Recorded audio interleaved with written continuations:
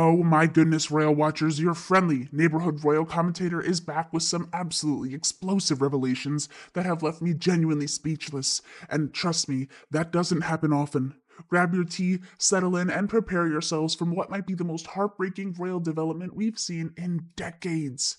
Now, I know you guys are excited for more, but before we delve into further discussion, if you haven't subscribed, come on, guys, what are you waiting for? Hit like, subscribe, and ring that notification bell ASAP. So now, let me tell you, in all my years covering the monarchy, I have never witnessed a royal transformation as shocking and tragic as what we're seeing with Prince Harry. The facade has finally cracked wide open, and what's being revealed behind it is genuinely disturbing. Royal biographer Angela Levin, one of the few journalists who has studied Harry for years and actually knows him, has just blown the lid off the Sussex fairy tale, exposing what appears to be a marriage in crisis, a prince adrift, and a man who looks increasingly like a shadow of his former self. What makes these revelations so particularly devastating is that they're not coming from some random tabloid source or anonymous insider. They're coming from a respected royal biographer who has spent years observing Harry, interviewing him, and chronicling his journey.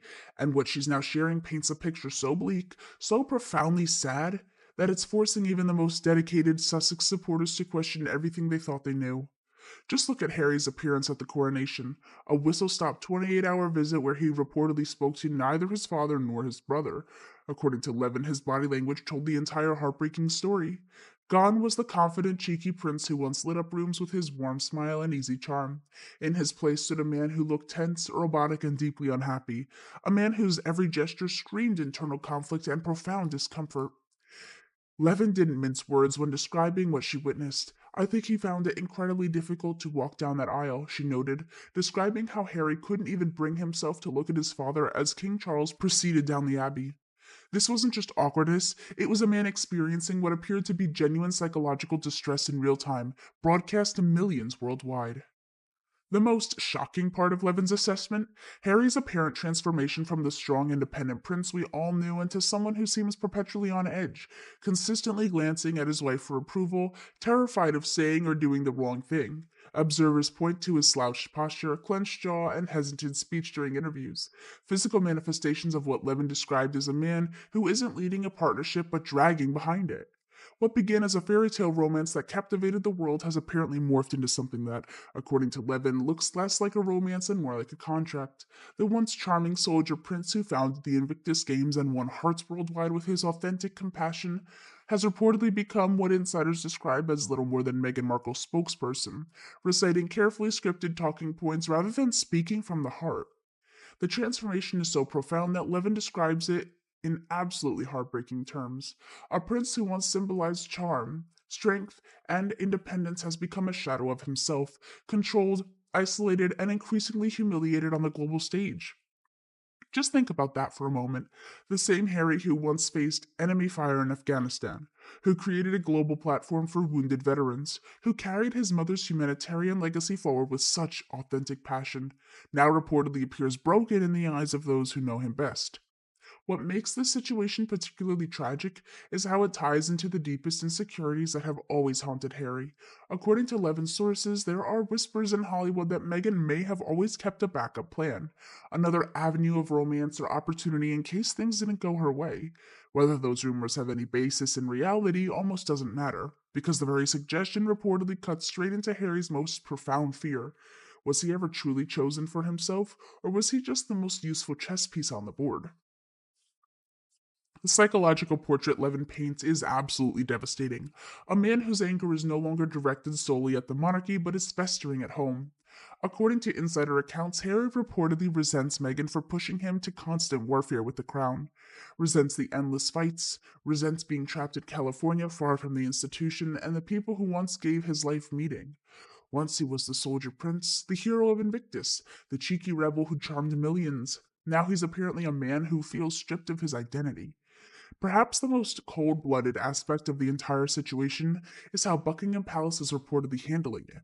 According to Levin's palace sources, they aren't panicking, they're patiently waiting. Their strategy? Play the long game, knowing that Meghan's Hollywood empire appears to be cracking, that Harry's money and credibility seem to be dwindling, and that sooner or later he may find himself with nowhere else to turn.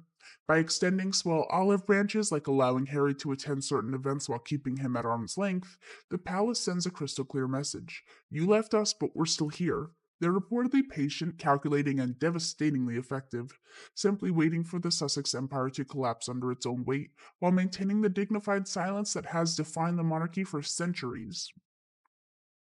And collapse it just might. The financial dream sold to Harry and Meghan is unraveling with alarming speed.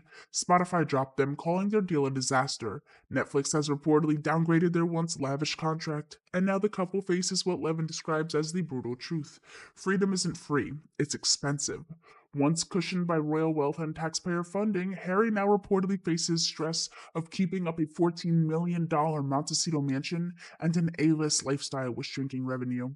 According to Levin's sources, this financial pressure has become one of the marriage's sorest points, with Meghan allegedly pushing for more deals, more projects, more appearances, while Harry, already burnt out, grows angrier by the day. The very dream of freedom they sold to the world is apparently becoming their nightmare behind closed doors. But perhaps the most heartbreaking aspect of Harry's current situation is his reported social isolation. Levin highlights how in California he is increasingly cut off from the army comrades and lifelong friends who once grounded him. Meghan's influence on their social circle has allegedly left him surrounded by not old allies, but by carefully curated Hollywood acquaintances. And when those acquaintances grow distant, what's left? Isolation. Montecito may look like paradise in carefully staged photo shoots, but for Harry, according to insiders, it's become a gilded cage. Sources claim he spends long stretches, restless nights alone, longing for the camaraderie of his military brothers. But Meghan's world reportedly doesn't include them, and Harry, once the life of every gathering, is now a man without a tribe. Even Hollywood, the land of dreams Meghan reportedly promised him, is allegedly turning its back. In the early days, the Sussexes were fixtures on red carpets, mingling with A-listers at every opportunity. But now, according to Levin's industry sources, invitations are fewer, the star-studded dinner tables are quieter, and insiders whisper that the Sussex brand is increasingly viewed as too toxic, too needy, too exhausting for image consensus celebrities to associate with. One Hollywood source reportedly revealed that producers and agents now view Harry as a liability, a man whose entire identity is tied to Meghan, who brings drama instead of prestige. This, according to Levin, might be the bitterest pill of all. Harry sacrificed his royal stature for Hollywood embrace, only to discover that Hollywood has no real interests in him. Beyond his connection to the monarchy, he's repeatedly criticized. The transformation in Harry's public persona is equally stark and troubling. Levin points to the disappearance of his once infectious smile, the grin that charmed the globe during Diana's funeral walk, or his easy laughs with veterans on the field. That smile has reportedly vanished, replaced by a scowl, a tense jaw, and eyes that look permanently tired. Observers have even noted changes to his posture. No longer upright, no longer confident, but slouched and hesitant.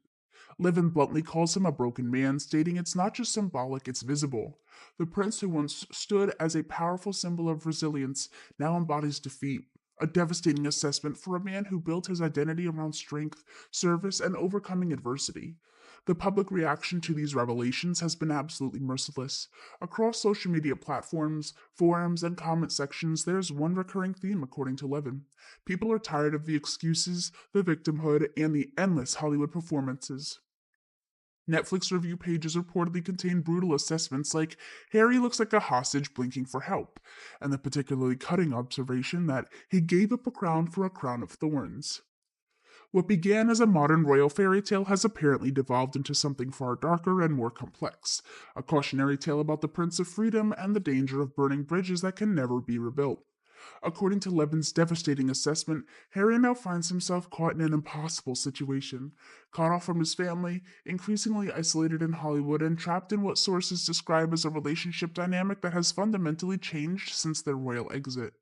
The most painful aspect of the entire situation is that Harry once had everything: royal status, military brotherhood, global admiration, and a platform to continue his mother's legacy. Now, according to Levin's sources, he appears to be a man adrift, searching for meaning and purpose in a California mansion that reportedly feels emptier by the day.